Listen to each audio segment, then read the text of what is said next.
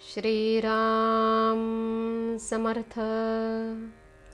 ब्रह्मानंदं परमसुखदं केवलं ज्ञानमूर्तिं द्वन्द्वातीतं गगनसदृशं तत्त्वमस्यादिलक्ष्यम् एकं नित्यं विमलमचलं सर्वधी साक्षिभूतं भावातीतं त्रिगुणरहितं सद्गुरुं नमामि। भगवान गुरुदेव, आपल्या चरणकमली आमचे शतशः प्रणाम असोत। आम्हा संसारी लोकांच्या आत्मकल्याणासाठी अहोरात्र झटणे हेच आपले जीवनचरित्र होय। आम्ही आपले खरे मानसपुत्र आहोत। आपण भगवंताचे नामधन आमच्यासाठी ठेवले आहे। त्या नामात गोडी उत्पन्न व्हावी आणि आमचे मन नामात रंगून जावे, हीच आमची आपल्या चरणी एकमेव प्रार्थना आहे। जय जय रघुवीर समर्थ। भवसागर तरुण जाण्यासाठी नाम हेच साधन।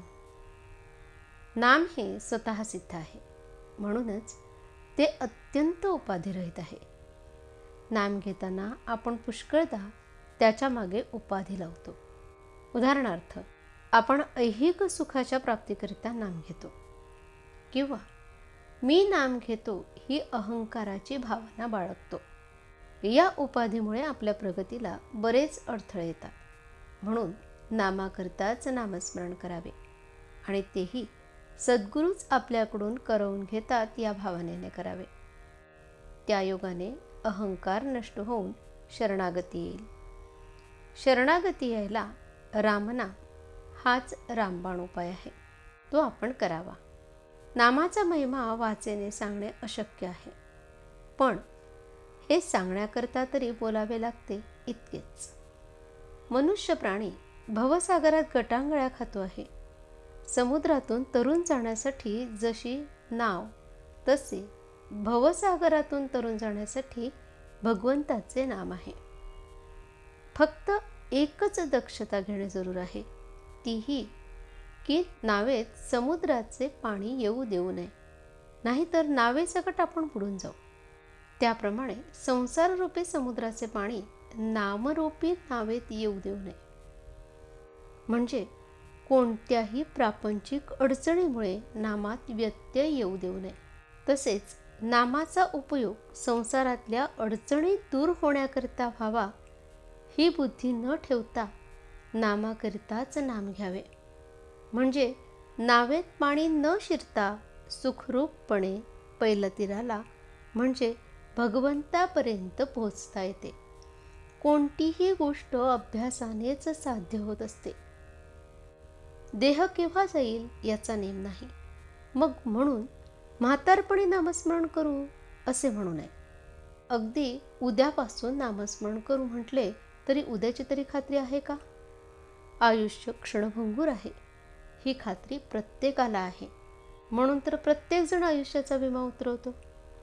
लग्नाला आलेल्या पाहुण्याला लग्न कसे पार पडेल याची काळजी नसते, पण घरातल्या माणसाला फार काळजी वाटते। आपल्या प्रपंचात आपण पाहुण्यासारखे वागूया, देहादिक सर्व रामाला अर्पण करून निश्चिंत होऊया।